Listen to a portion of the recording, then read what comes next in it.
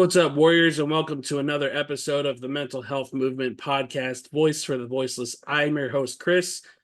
These last couple weeks have been, a little bit of a roller coaster for myself, recording with different guests, dealing with some personal things on my end. But, as we all love to say in this community, it's just every day at a time. One day at a time. Best we can do is the best we can do. Every guest that I bring on here, I feel brings something special to the table. And today's guest, I had came across one of the reels that they share on their page, which kind of led me to, essentially rabbit hole into some of the content that he posts on there. And I really wanted to get him on, and I'm glad that it didn't take that long to get him scheduled on here. It's first time coming on a podcast, but I'm really excited to have him share his story and his platform with you guys. So please help me welcome Mohamad. Mohamad, how you doing, man? How's it going, Chris? How are you doing?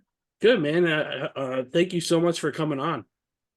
Yeah, no, it's a pleasure to come on. It's like you mentioned, this is my first time doing a podcast, so a little nervous, but excited to kind of see how this goes. And just honestly, I use this as opportunity to grow for Yeah. myself as well, So yeah, I think it's so important that, guys like ourselves who are content creators and also mental health advocates, uh, you know, A, share our story, and B, spread that message to as many people as we can. Because, for myself, who's, I'm pretty established in my podcast, but I don't have like a million followers or anything like right, that. But right, it's really hard to collaborate with some people because for some reason they don't want to step down from, I guess, I don't want to say pedestal, but I guess pedestal to, right, help other people get their story out there. So right.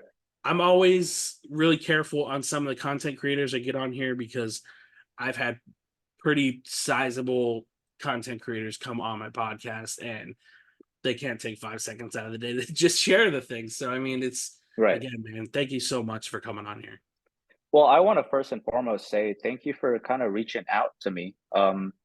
You know, I've I've I don't know how much of your audience knows, but I literally just started the page about 6 weeks ago, and it kind of blew up, and everything's kind of going so quickly. And um, for me, at the end of the day, for me, it's mostly just sharing the awareness of what I'm trying to share in on my page. I don't hold myself to a high horse or anything like that. I really just want to spread awareness, and that's the point of my page. So thank you for reaching out. Yeah, man, 6 weeks is incredible. I mean, you've blown up pretty fast, and obviously, being a content creator yourself, you know how hard it is to, I guess, get viral or get noticed. Right, Um, and you seem to have found your niche, and it right, works. Like I said, man, the clips and everything, and the insight that you share on your page is powerful because people underestimate, somebody sharing their story and the impact that you have. right, right. And yeah, it's it's crazy where it has it's crazy where it's led to with the page and stuff. And I again I I'm still very like shocked at how, like, obviously, like, like when a lot of content creators, when they start posting, they're thinking of like numbers and views and follows. And I got into that headspace for a little bit too as well. But I always have to remind myself that, like, what I'm trying to do is bigger than just the views and the numbers. And so, that's something that keeps in line with my own purpose and passion for why I created the page. And passion is the most important part there, is because Right, it's hard to find people that are more passionate about this than they are in it for like the money or for the attention. right, And I've interviewed people who you could tell like they have the right intentions, but you can see that it's not about fully mental health for them. It's like, right, how much could I get paid doing this? And how much right, attention can I get doing this? And, right, there's nothing wrong with that. We all got to right, survive somehow, right? But right, right, I feel when you kind of enter the mental health community and this field, I feel the wanting to make it a career and the passion should be on the same level. I don't feel Right. one should outweigh the other, because Right. if I have I have a therapist myself, and if I was to look for another therapist, I wouldn't want somebody who just wants that paycheck. I want Right. somebody who would genuinely want to help me. Right.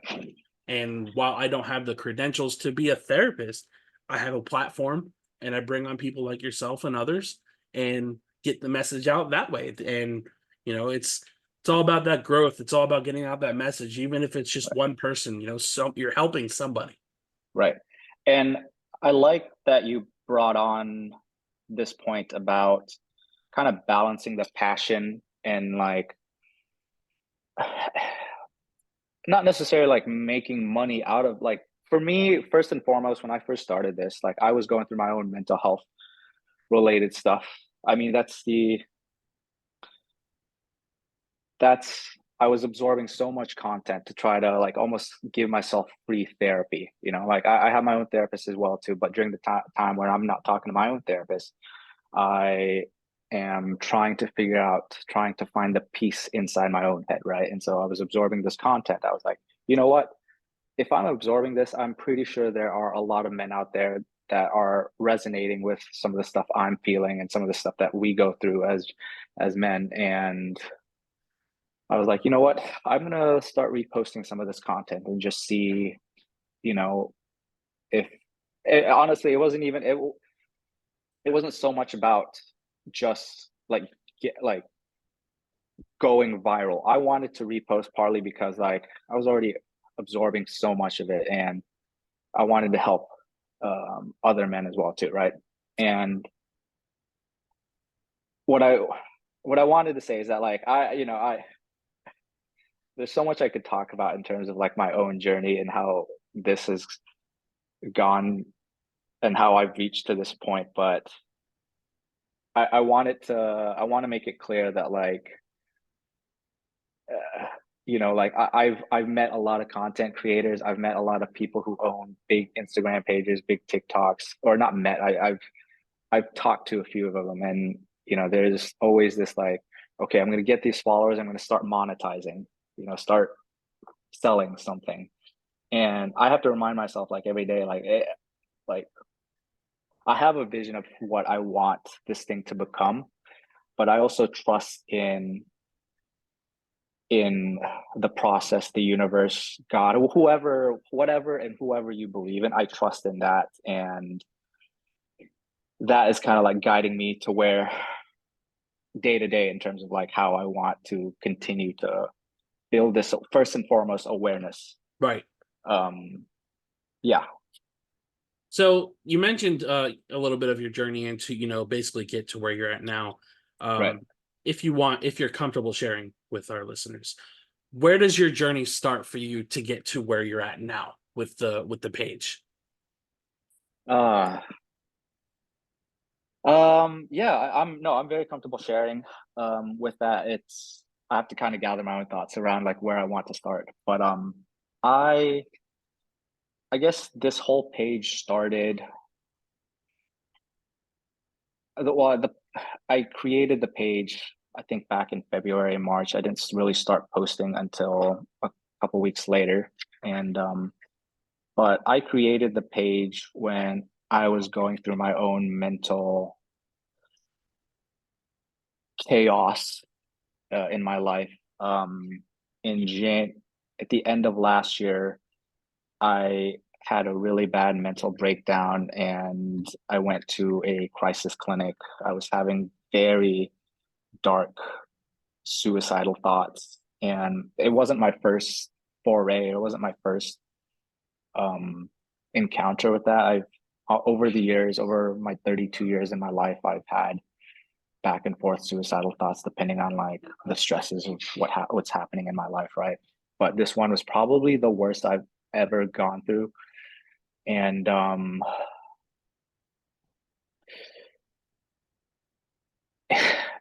and I really did not think I could make it out out of it. I spent all of January battling the the thoughts, the darkness, the chaos in my head. And I really got to the point where like I had a set date of when I wanted to just not live anymore, and I had planned it in February. And in February, I did a lot. Like in January, I did therapy, but in February, I did a lot of just accepting myself, a lot of self-realization and self-acceptance. It was a lot of pain. It was a lot of crying. There was a lot of hurt.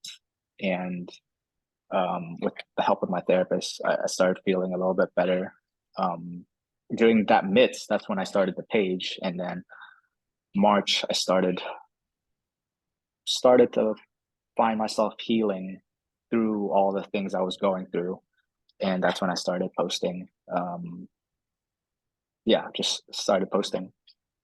You know, the one thing I find incredible about, you know, just the human being in general is how much we endure and how much we can take on before we hit that breaking point. Right. And, you know, for me, I've had two attempts, one at 14 and the second when I was 27. And when I was 14, you know, you're at a very young and tender age that you don't understand those thoughts, and you're going through so much change and everything else. And you know, think back to when we were 14. You and I are about the same age. Right. Resources aren't what they are now. And I remember getting paired up with a therapist who specialized in addiction. She was a gambling uh, addiction therapist, and it was outpatient therapy. And I did 2 weeks of that, and it didn't help at all. I spent age 14 all the way up to 27 basically being numb, not being able to feel anything, and not being able to really relate to anybody in my family. When the second attempt happened, um, I got a phone call from my late brother and my now tattoo artist, and you know, both of them basically said the same thing. You know, I care about you, and I don't want to see anything happen. And that was when I started therapy, and when I started, you know, getting those demons on a piece of paper and off my chest instead of, you know, sitting on those dark thoughts. Right. It slowly started to manifest into what I'm doing now. And I think 2019 is when I started the mental health group that I have on Facebook. And then the year my brother passed away, I created the podcast. Um, and I think the hardest part was just taking that first step of therapy, because when we were kids, when we were teenagers, we weren't encouraged to speak about these things. We Right. weren't, at least I wasn't. I'm not sure if you were in the same boat, but I know as a man, I can say for myself that I wasn't encouraged to talk about these things. You know, therapy was for crazy people, you know, and never wanted to take medication because, you know, I'm firmly against medication when it comes to mental health. Right. Well, my background, my parents are Asian, so a Mhm. lot of, I don't know how much you know about like the Asian culture, but like they have very high standards, very high expectations, which I've talked to my therapist a lot about how like that contributed to like who I am as a person, my thoughts, et cetera, right? But you know, they, like talking about mental health is not something you do in an Asian Yeah, culture, right. it's all about whether or not you achieve the expectations set by your parents, right?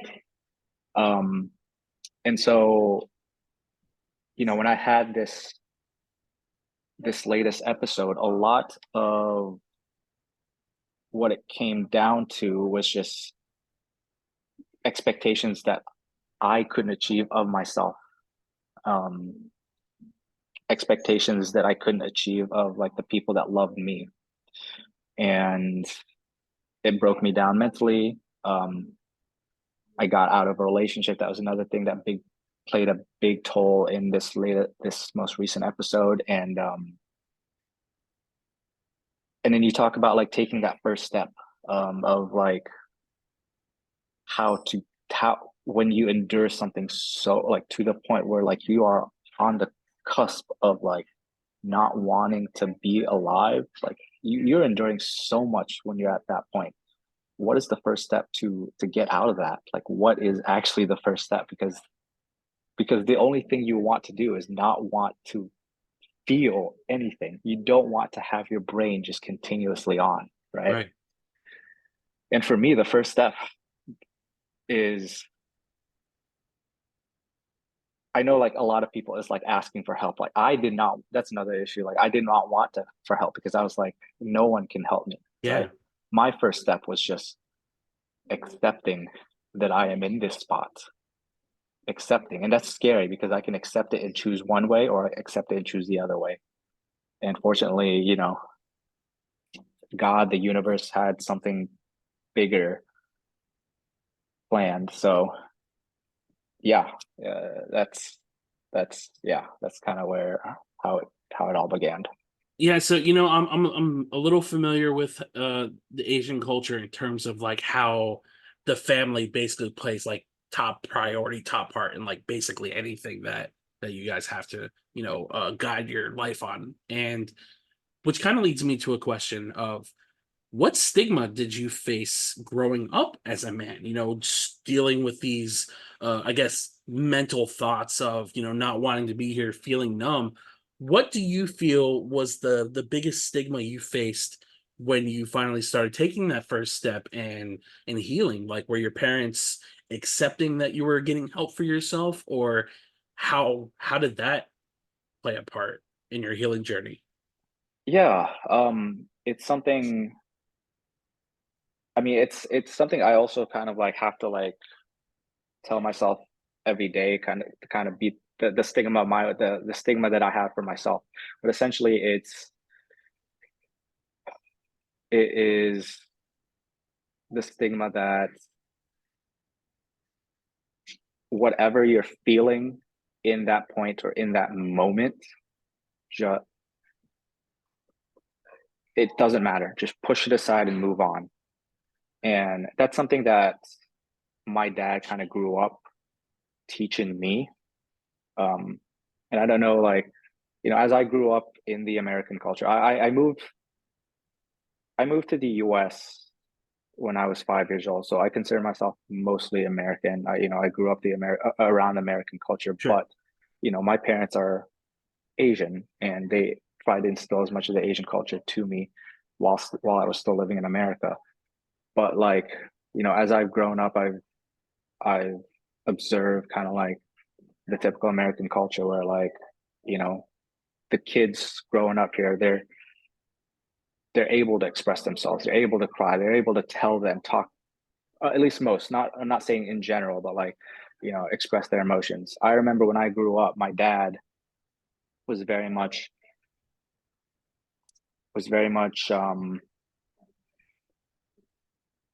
really hard-headed on like not letting me express my emotions.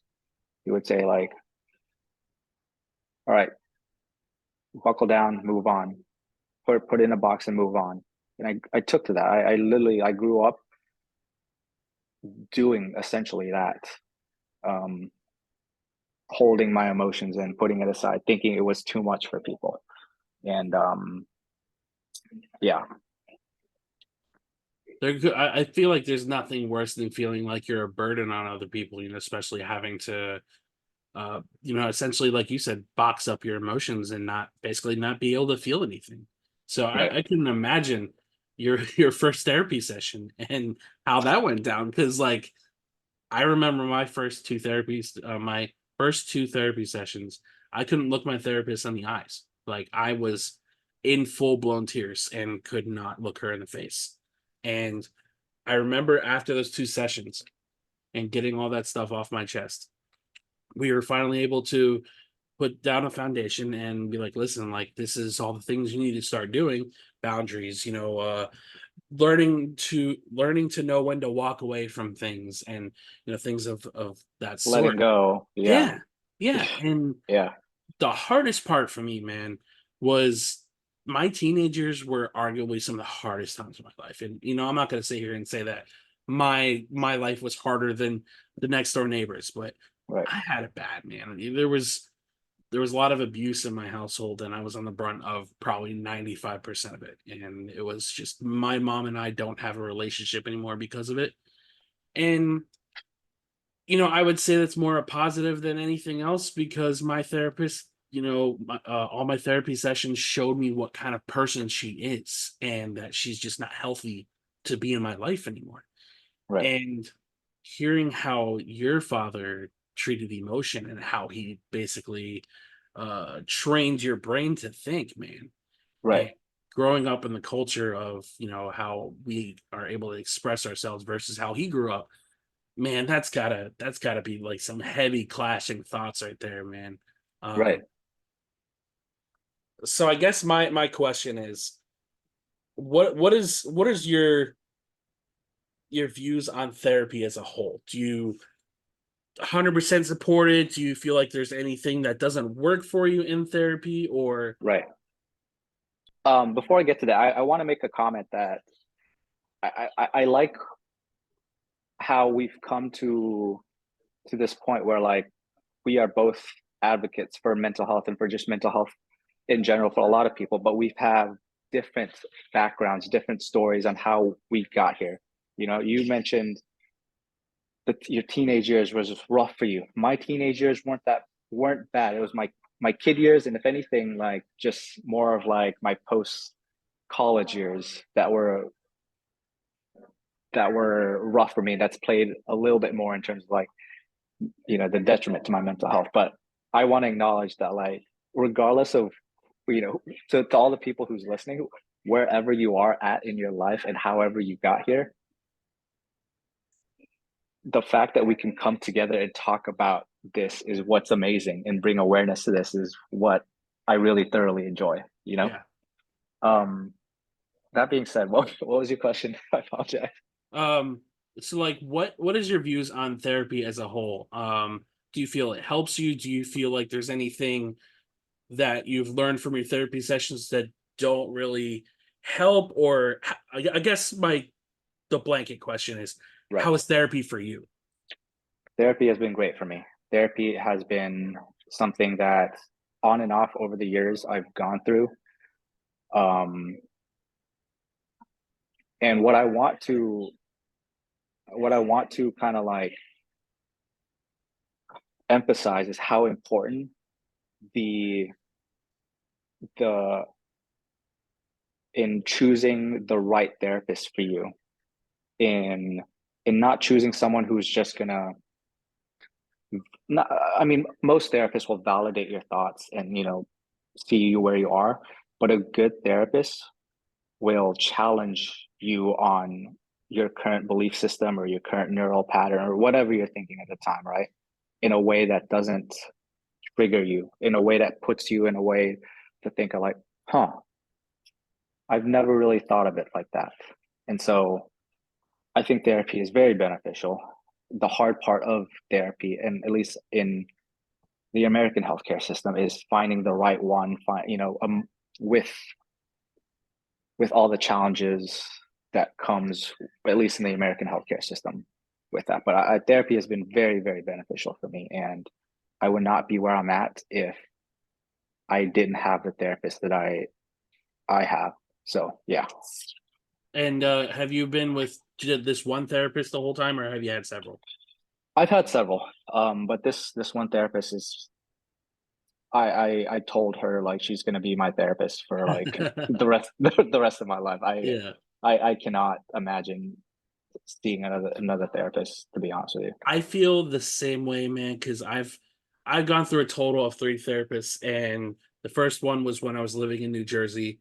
I saw her for 3 months, and after those 3 months, I had to leave Jersey because of my mom, and she was the cause of my grief and all the stress. So I had to come back down here to Florida, where I grew up.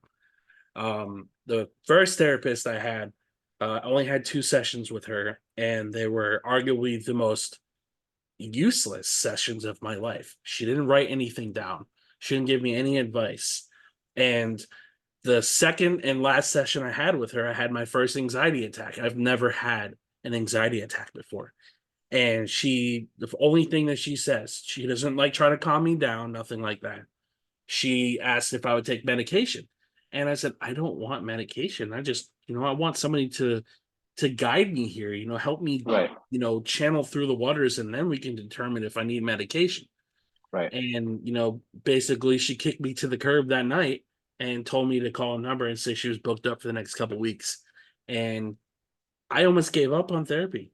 Um, and I went through the Discovery Psychology website that I found my current therapist on, and I've been with her for 4 years now. And for me, man, therapy has brought me to a place that I never mentally thought I would ever be. One of the biggest milestones in my life with her has been my mom stayed with me for a week when she was down here for vacation. Hmm. Anybody who knows my story and who knows me knows how awful of a relationship I have with my mom. Like, Hmm. she is, if you look up the word toxic, her picture should be there because that's just how bad she is. Right. Right. And Right. she stayed with me for a week, and my therapist is like, "Are you okay doing this? Like, don't feel pressured and that she has to stay there." And I put up boundaries with her. I shut her down, and every time she tried pushing too far, it was probably one of the most satisfying things in the world for me, because while I don't have a relationship with her anymore, um, it reminded me how much work I've been putting into this journey. And to hear somebody like yourself who has also go through several therapists and find that one person who has helped you as much as your current therapist has. Right. I always say to people, man, don't look at therapy for somebody that's just trying to get money out of your pocket, because they're not all like that at all. Right. Right. And when you find that one therapist, like the ones that you and I have, man, Right. it's truly a game changer to what they can do for your life. I wanted to ask you in terms of like your point of view before you started therapy, and then what it was before, and then how kind of like it shifted and changed to it is now. Because I know at least in I've gotten a I got a message a couple of days ago from a fellow follower from the page. He asked me, he DM'd me asking, "Hey, is it inappropriate for me to go to therapy?" And I'm like, in my head, I responded, "No, it is very appropriate to go to therapy." And I get a lot of DMs, and I get a lot of DMs from people, expressing really dark thoughts. And I'm not a mental health professional. Nor do I claim to be one, but the thing I can do is at least guide them to some sort of help. And so I Yeah. responded to this guy saying, "Hey, I don't think it's appropriate. Whatever you're feeling, ther- therapy can help, hopefully help it. So it's very appropriate, and you should not be ashamed of, right?" And so that's kind of like the stigma, I think, at least among men, right? Is that like, "Hey, I'm not going to go to do therapy. It's just talking, right? It's just a lot of Right. talking." So I want to get your point of view on how that's changed for you. So I feel like when social media started blowing up as much as it did, and then, we slowly started to, I guess, normalize going to therapy and talking about our stories, I still feel like there is that really large black cloud over men specifically. Women are encouraged to Right. talk about everything.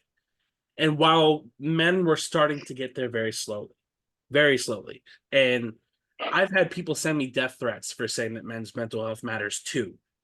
And when you say the word too, for some reason, people lose their freaking minds. And I don't understand it.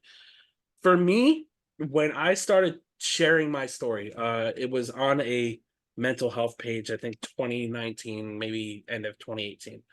And it got over, 700, 800 likes, and people were messaging me saying, "Hey, your story helped me a lot, and I want to thank you for sharing."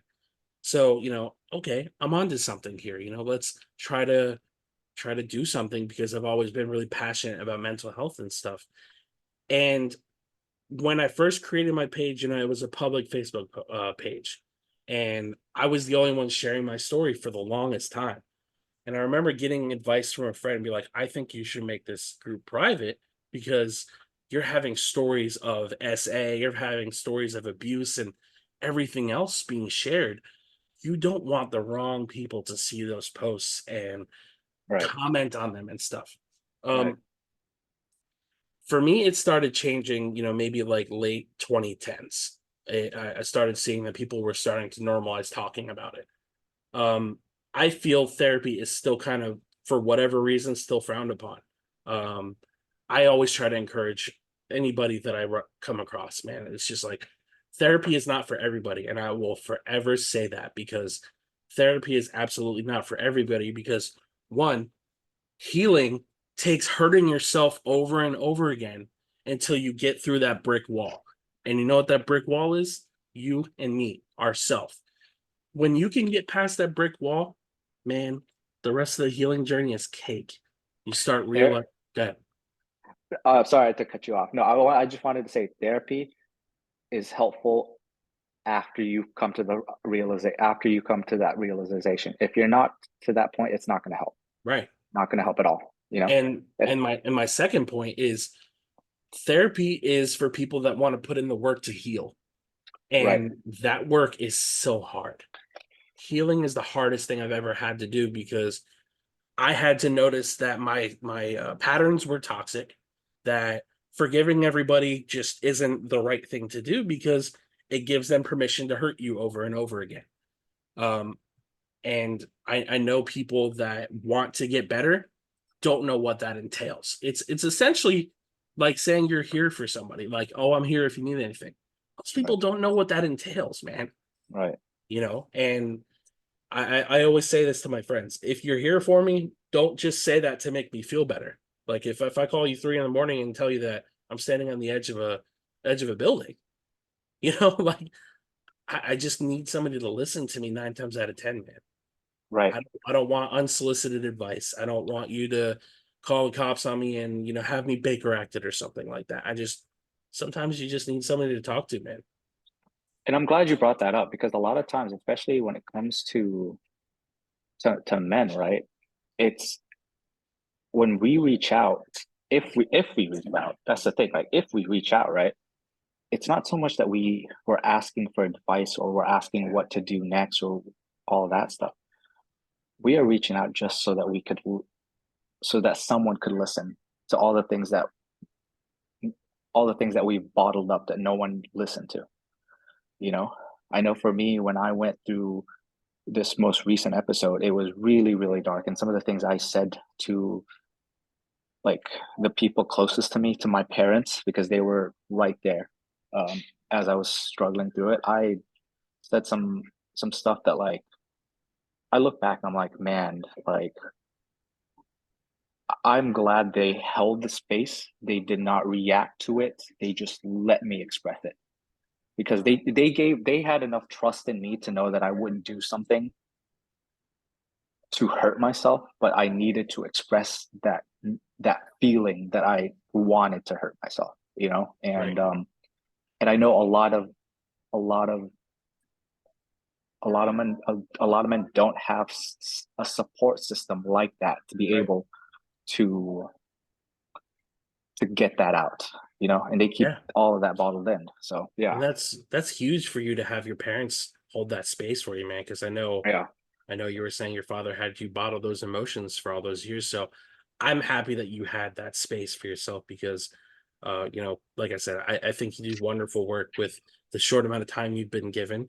And I can only see really big things for you from here and out. And that leads me to one of my favorite things on your page that I actually recently just signed up for was that little link that you have in your um on your page of basically yeah. it's the Hardened Strength subscription and everything. What inspired you to make that? Because I think it is absolutely brilliant.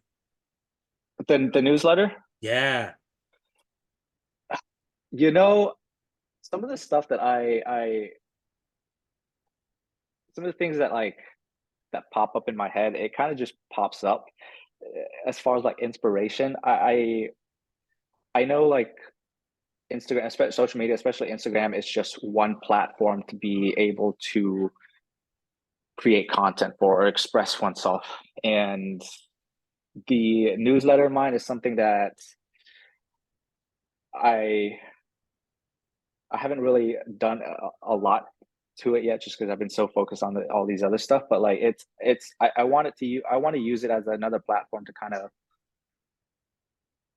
of share resources for men. I share what worked for me to get out of the dark headspace that I went through, in hopes that, some of the stuff that worked for me would help, um, the followers who do subscribe. So yeah. Yeah.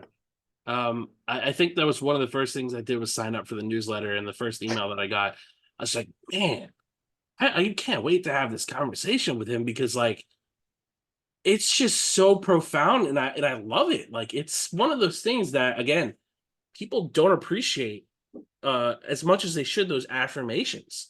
Affirmations are so powerful and just reading simple words and that are just so inspiring, man. I think, for my listeners, guys, go to his page on Instagram and sign up for that newsletter because it's pretty brilliant. And you're like I putting the said, pressure.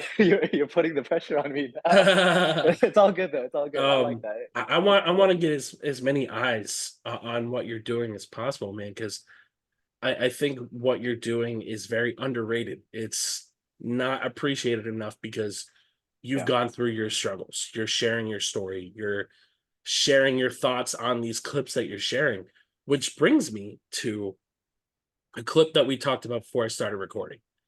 And I this whole video gave me goosebumps reading it and listening because I felt every single word this man said.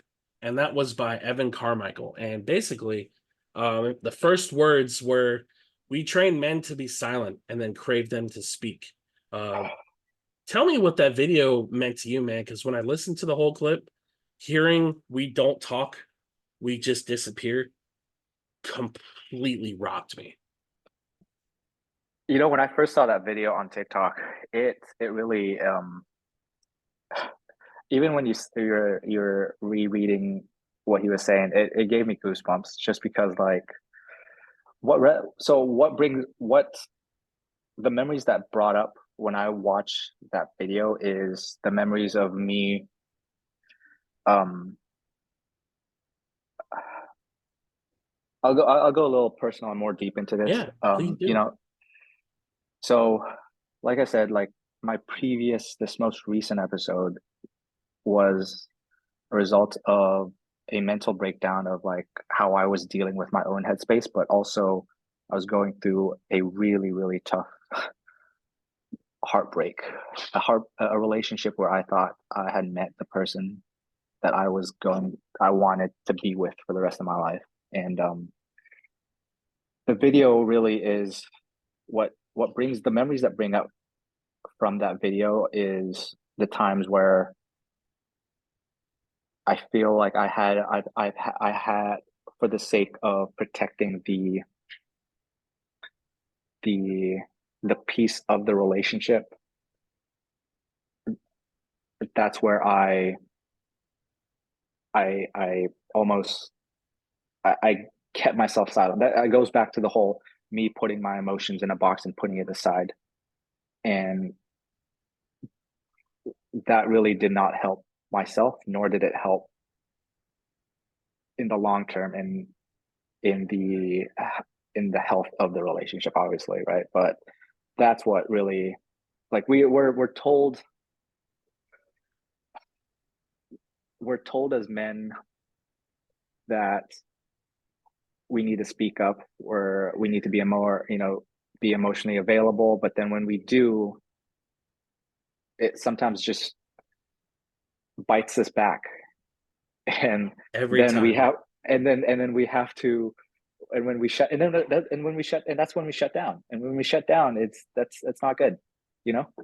bro. That last part, like sharing vulnerable pieces of myself is one of it's the easiest, but it's the hardest thing because you got to pick who you say these things to. Because, like you said, it bites us back. And there's people in this world that use our emotions and our vulnerability as weapons. And just the "we don't talk, we just disappear" part. And I remember one of the first things I said to my therapist. I said, if I were to be gone tomorrow, my family wouldn't find out until a week later because I am invisible. I don't matter. I don't matter to anybody in this family. It doesn't matter if I was gone or not because that's just how I felt. I felt visible. I still feel like that sometimes. Not the suicidal part, but I feel invisible to most of the people in my family. I don't have much of a relationship with my father. Um, Same with my dad and my siblings, or mom and my siblings. And every time I ever shared what was going on in my life currently with my mom when I was younger, it was almost always used against me. Oh, well, I was there for you when your friend passed away. And this is 2020 when somebody really close to me passed away. My mom used that against me. You called me when she passed away and I was there for you, and try to gaslight me into forgiving her. And I, one thing in this society that I wish would change is if somebody's going to hold a safe space for you, to keep it that, a safe space, not Okay. as a opportunity to possibly jab you, not Right. an opportunity to stick a knife in the most vulnerable parts of us. Because man, doesn't matter if I was in therapy for 4 years, 5 years, 6 years. There's always going to be that soft spot there, man. No matter how many boundaries and how much armor I have on, it's always feel like there's that one person waiting to use your pain against you. Right. And when you said that last part of it being, used as like a bite back, man, it's just one thing I would change. It would be that. What I wanted to bring up was you brought bringing up a safe space, right? And through this conversation between you and me, I felt that, right? And it's and obviously we've just met, but that's we're two people who just met, but we were able to create a safe space to express the things that we've gone through with no judgment, with no sort of like um oh yeah, you could have done this, you could have done this better, right?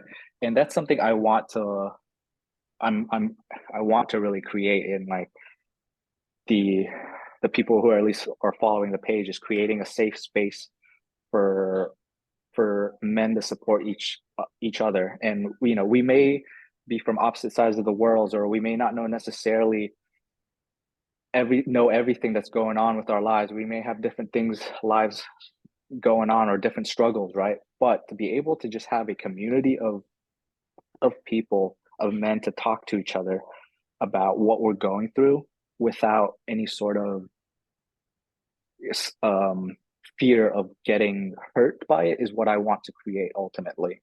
Um, yeah. Yeah, no, I completely agree, man. And it's just I feel anytime that I hold a space for somebody and they're like, oh, don't tell so and so I said this, or don't tell anybody that we had this conversation. It's like, man, anytime if you ever confide in me in anything, it's not going anywhere besides, between you and I. And Right.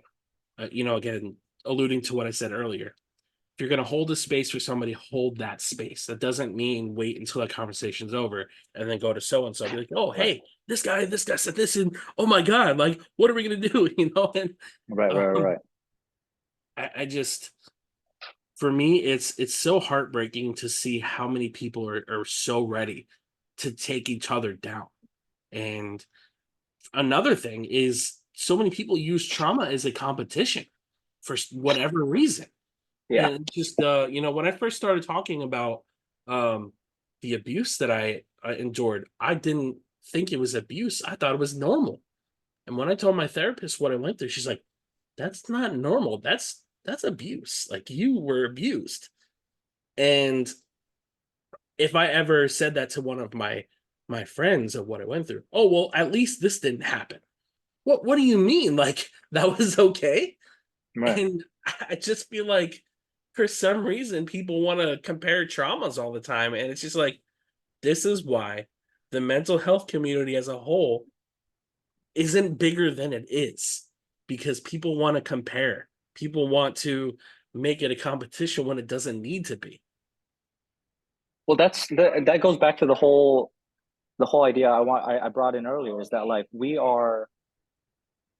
have two different stories, we have two different backgrounds, but we have our own mental, and I don't like to say mental health issue or mental health struggle, but it is our own challenges with how to maintain our mental health, Right. right? But the fact that we are able to come to a together to this point and discuss it, and what works for me may not work for others. What works for you may not work for me, right? And that is something that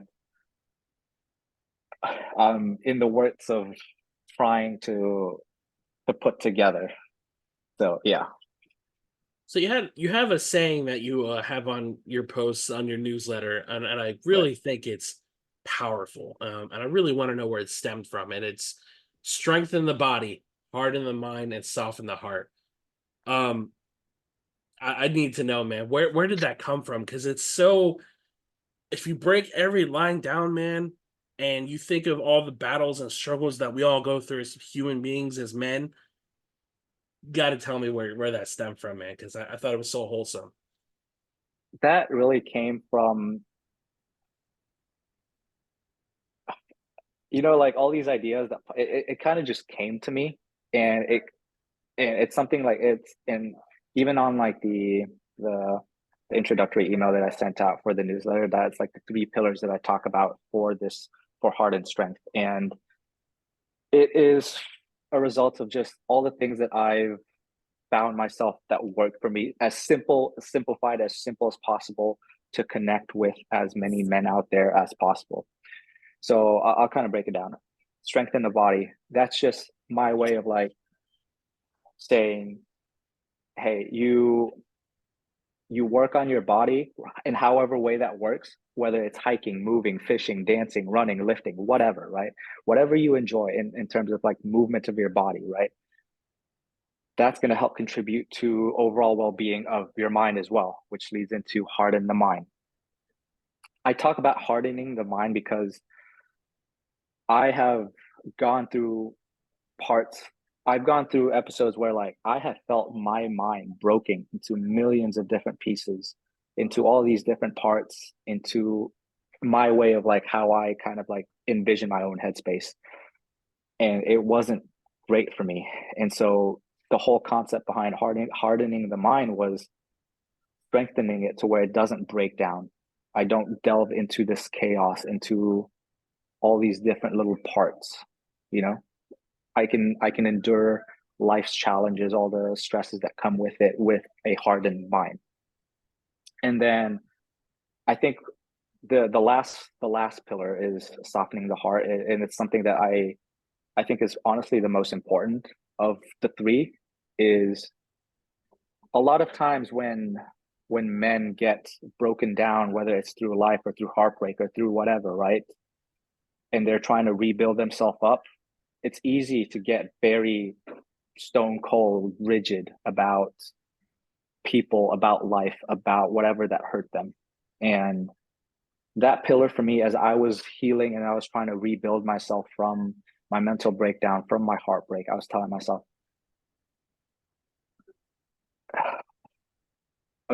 like, I don't want to be stone cold. I don't want to not open up to people. I don't want to shut people out of my life. That is a way of like reminding myself, like, hey, like, it's okay. It's okay to feel. It's okay to express your emotions. You will get hurt at times, but you will bounce back, right? Instead of like being like a stone concrete wall that can be easily smashed by like a hammer. Remind yourself of like more of like a elastic rubber, when that Yeah, like when you yeah, so that you bounce back, right. right? But bounce back quicker instead of just crashing down again. So that is kind of like how the three the three pillars came up to me. I was gonna say the soften the heart part really stood out to me because I know for the longest time I was so bitter and so angry at how I was treated by my mom, how interactions with women and just the friends were, and people walking out of my life, and Right. so much anger when I wasn't on the healing journey, man. And when I started therapy, I remember looking at the world so much differently. And what's crazy is when you start that journey, you start healing, you start looking at everything around you so much differently than you did the day prior before you started therapy, because you weren't having somebody tell you that you were enough, that you were worth a damn, that your struggle is valid. I never had people validating anything when I was growing up. It was always, oh, you're overly sensitive. Oh, well, you get angry easy and blah, blah, blah. And that made me shut down a lot. And I feel a lot of men that listen, and maybe even some women that listen to this podcast will feel the same. I feel as a man, we are so quick to shut down. We are so quick to not share anything because, like we alluded to on our last topic, was having our pain used against us more oftentimes than not. Right. And I feel out of all three of these pillars, I mean, they all have their own powerful meaning behind them. But softening our hearts is probably the hardest part of that entire It is. journey because It it's rough, man. It's everybody's struggling, but it's so tough to feel things and express them at the same time. the fear of getting hurt is always going to be the toughest part of, for me at least, for embodying that pillar. Yeah. It's something that I have to consciously make an effort to do. Like it's funny. Like when I created those pillars, like I, I, I am reminding myself, like the first two pillars, like are not easy, but like it's almost like a given for me on a day, right? But every single day, it's like consciously telling myself to like be okay with whatever that is life throws at me and not to react in a way that hurts the people around me. That is something I'm still working on. Yeah. Um, yeah, I really wanted that to be one of the standout conversations we had because it being at the bottom of if not all your clips, most of the clips and that newsletter, um, I definitely think each one of those pillars needs to be broken down for people like you and I and others who are going through this journey that don't exactly know how to even begin healing. So thank you for that breakdown, man, because I really wanted to get like where your mind was at when you created those because I thought they were very Yeah, clever. I Um, appreciate that. I appreciate that. yeah, man, of course. So I don't remember off the top of my head what clip you posted of a celebrity. I think it's one of your pinned uh clips that you have on there. How important do you think it is for big name celebrities to speak out on their mental health struggles? And the reason I ask this question is because I feel sometimes it's for attention because it's a trendy thing to do. Right. And then you see people like Will Smith and Kanye and other names that have had a history of mental health issues. How important do you think it is for somebody with a big platform like that to, I guess, share their struggles? Do you feel it's impactful to our community, or do you feel like it kind of puts more of a bad taste for mental health just because of who they might be as a person? I think as long as it comes from a genuine feeling or genuine position, and again, I am not a celebrity, nor do I know these, nor these people, nor do like I know what's going on inside their head, right? But I have gotten the stigma that like at least when you're on social media and you're surrounded by this, like it is very easy to just like almost stigmatize or normalize sharing of mental health. They're like, oh, it's the thing to do nowadays. It's the trend to do nowadays, right? Right. But I'm a I'm a very I would like to say that I'm a very empathetic and a very sensitive person in terms of like almost I can almost like feel the intention behind someone's act.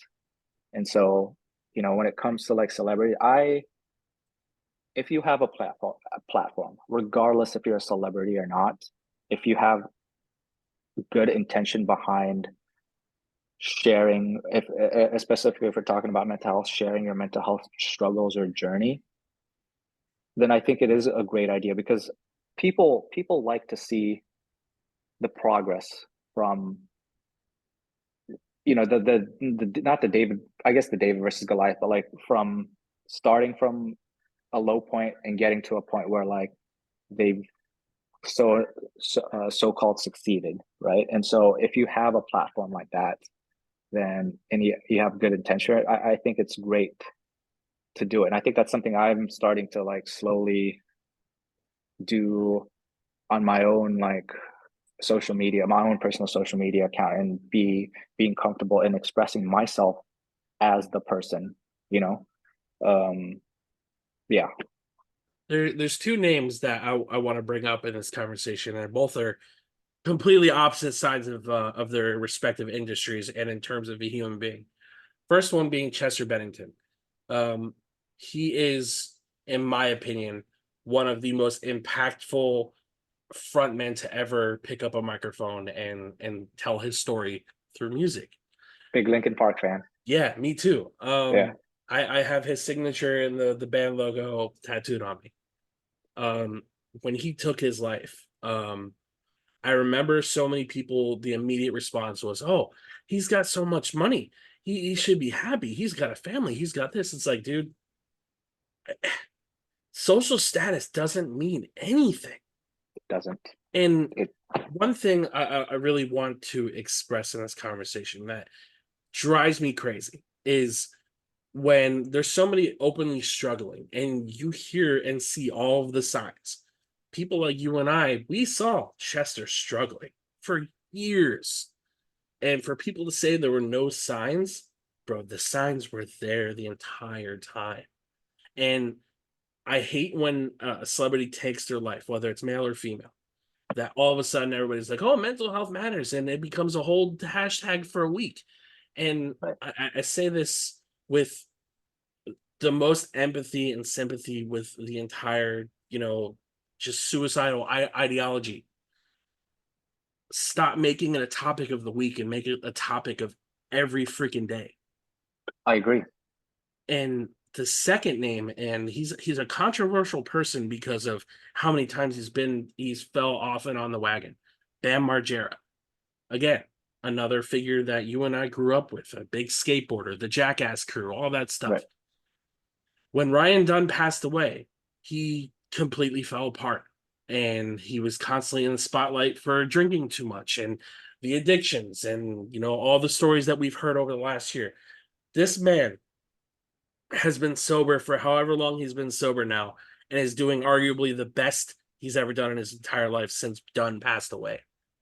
And again, people are so quick to tear down each other, but don't want to acknowledge progress, don't want to acknowledge how much better people are doing. And, again, back to the Chester conversation, the signs weren't there. They were there. You just didn't care to look. You just cared about how great he made your ears feel every time he sang. You Right. listen to every lyric of every song he ever put out, man. The one song that always sticks out to me the most before he passed away was the one that he dedicated to Chris Cornell, and that's Talking to Myself. And man, if that song itself wasn't a big enough sign that we knew that was going to happen, it breaks my heart every day. But I wish it was a topic of discussion every single day and not just when people take their life. I agree. And I think it's funny you brought up Chester Bennington, because I was listening to a lot of Linkin Park um, when I was going through my stuff to kind of process my own emotions.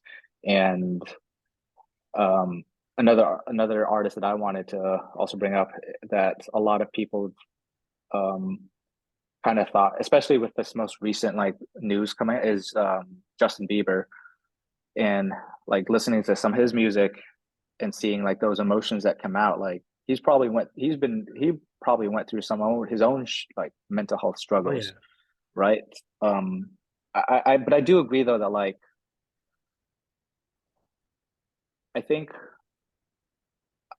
I think it's just a I think it's just kind of like society that like we want to see the the the the progress, the come up, the success, but we don't want to see too much of the struggle or too much of the negative. Um, which brings up like I had a discussion with a close friend of mine where I posted on the story of the page someone who tagged the page, um, and I want to repost it. He was telling me about it was he was sharing his story about his struggle and like what he was going through. And then I had this friend message me saying, "Hey, you shouldn't repost that. It's too negative. It's too too dark. And we had a really back and forth, not heated, but like a very, well, I'd say heated, a little bit heated discussion about like why it wasn't so good for the page, because we it was too dark, it's too isolate, too fearful, it's a et cetera, et cetera. And I I don't think it's too dark. I think it's just like that guy was just reaching out for help, Yeah. and I wanted to share that. I wanted to share that like it's okay to reach out for help. Um, yeah, And you know what? I don't think sharing negative feelings is a bad thing. I feel excuse me. If you try to pretend that the world is sunshines and rainbows all the time, right, and you want to close yourself off and tunnel vision your entire life, then when something happens to you and you realize that all of this stuff that has been going on for years in front of your eyes that you refuse to see, that's when we start getting into the nitty gritty of mental health struggles and people taking their life because they don't know how to cope with things.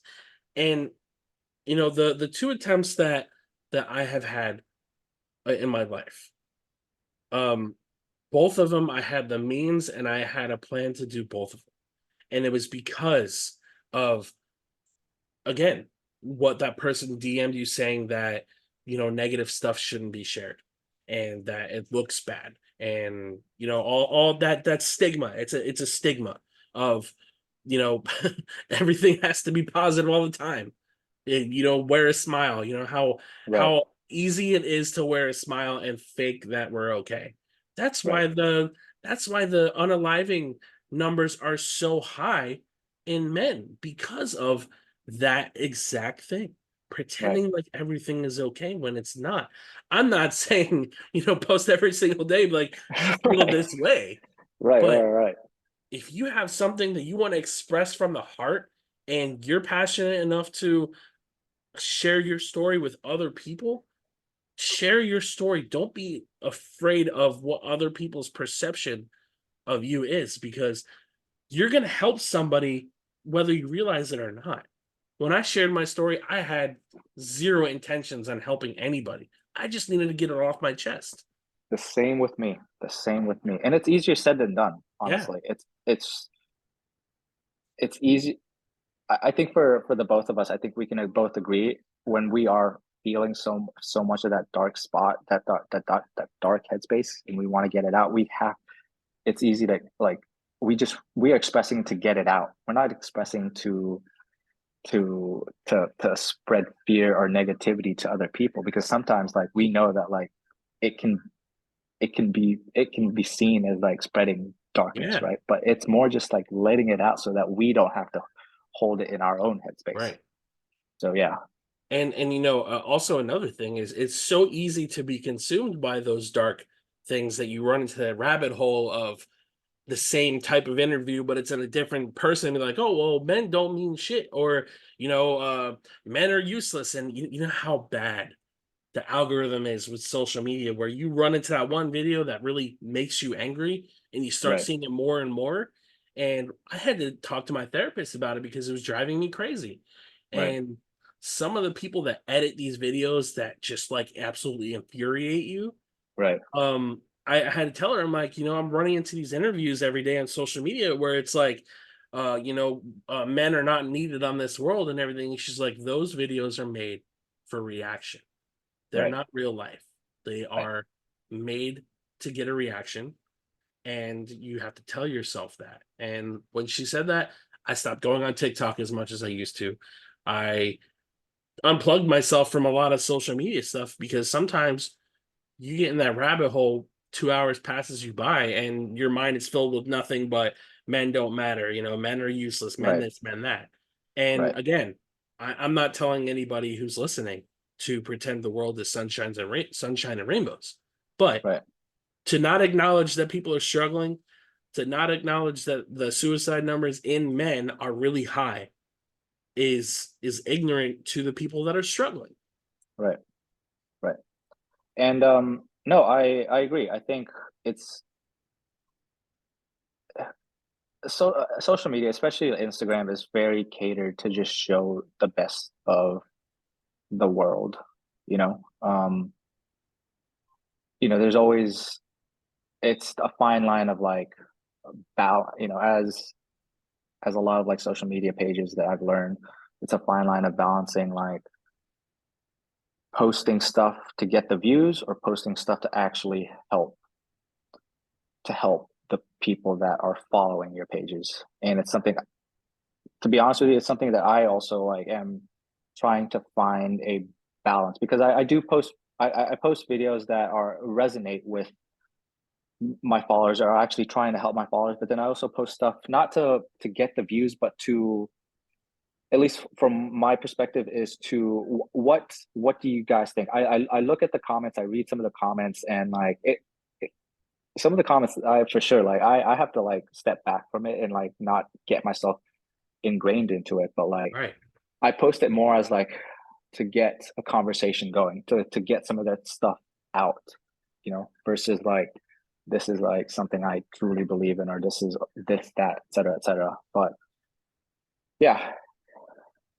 Yeah, it's and one thing that I've noticed, again, back to the doing it for views thing. I reached out to a gentleman in Texas a couple weeks ago, maybe like 2 months ago now, and he had shared a story about I guess an unalive attempt.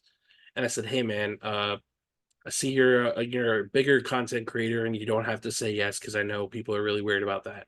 But I would love to hear more about your story. If you want to come on the podcast, it's a mental health podcast. Here's the link." And we were talking about it for a couple days. And I said, "Hey man, no pressure. I just, wanted to follow up with you. I'm like, hey, I'm really interested in hearing your story." And he just kind of left me on red. I'm like, all right, it's kind of strange, but I get it. Not people are in that space to share their Right. story, Right. but it makes me question the validity of said story, Right. and B, if he's doing it just for the engagement farming, because people do make up stuff. Not trying to discredit what he may have gone through, but it makes you wonder the validity of some of these stories, because there Right. are sick people out there that make up those stories, Right. and Right. again, just kind of runs back into that pedestal conversation of, you can say no, you're not going to hurt my feelings. Right. Just Right. if you're not in that space, you're not in that space. Right. And again, I think it goes back to what we talked about earlier, is like, do you have the right intention with whatever you decide to express, whatever you decide to share, whatever you decide to say, right? At the end of the day, do you have the right intention? And ultimately, my intention with everything that I post on the page is to spread awareness, to to to spread awareness and to start a conversation, because these are like hard conversations to have, but also at the same time to like help men be comfortable, and in my first line, create powerful men through expression, Absolutely. ultimately. So Yeah. yeah. So one question I like to ask every guest that I have on here is, what is one thing that you would change in the mental health community? What is one thing I would change in the mental health community? It's always a stumper. It is, but I feel like I have something that I'm trying to like. Um, I don't know if it's so much the mental health community, but a more greater, easier access to mental health services, Agreed. at least from the American standpoint, Yeah. easier access to mental health services. Yeah. I I I was a physical therapist, and I worked in the healthcare system, and so I know how hard it is to find the right healthcare service. So if Yeah. that would be the thing I would change about the mental health community, is Right. easier access to it. Um, yeah, no, I completely agree. I feel like the resources are really hard to reach out to, and I feel like the accessibility for some of the resources are really hard too, because money, insurance, all that So is yeah, such a mess. Before we get to the quote of the podcast, where can our followers find you? They can find me, or at least a page on Instagram at Hardened Strength, HARDENED, Strength, STRENGTH. Perfect. So at the end of every podcast, I read a quote based on either the subject or the guest that I have on. Before I read mine, did you have any quotes that you live by that you want to read to the readers? No pressure. Uh, Recently, the quote that I've been living by is observing my own thoughts, not reacting, not not believing, just observing it. And that's something that has done a lot for my own mental health. So yeah. I like that. I feel most people are so quick to spew at the mouth before they process their own thoughts, and Right, it's right, right. especially in this community, man. Um, so I have a quote by Mr. Bo Taplin, and it reads, "I cannot stand the words 'get over it.' All of us are under such pressure to put our problems in the past tense. Slow down. Don't allow others to hurry your healing. It is a process, one that may take years, occasionally even a lifetime, and that's okay." I like that. As soon as I saw the "get over it" part, I'm like, this is definitely a quote that I want to read, because I can't even begin to tell you how many times I've heard the words "get over it." And it had to, like, either was a really traumatic situation or it was a heartbreak or whatever it was. Get over it. Oh my goodness gracious. And then it just like ended there, but that quote Right. actually Yeah. extends. Yeah, yeah, yeah, Exactly. It's like, oh, you're gonna be okay. Get over it. All right, thanks. Just shut off the switch. It's gonna be okay. But just get over it. Mohamad, I just want to say thank you so much for coming on the podcast. I think this is one of the most powerful conversations I've had, because, like I said, man, you're doing brilliant work. And for somebody who's very fresh into this, you are Right. doing incredible things. I cannot wait to see you grow even more, man. So thank you again. Chris, I appreciate you reaching out to me. I appreciate you taking the time, obviously, to kind of just like talk about this. And hey, first podcast done. I'm less Hopefully, nervous many now. more So to that's come. hopefully many more. Hopefully, we'll see. And to my listeners, thank you again for your support as always. And don't forget to be gentle with yourselves. Until next time, guys, be well and much love.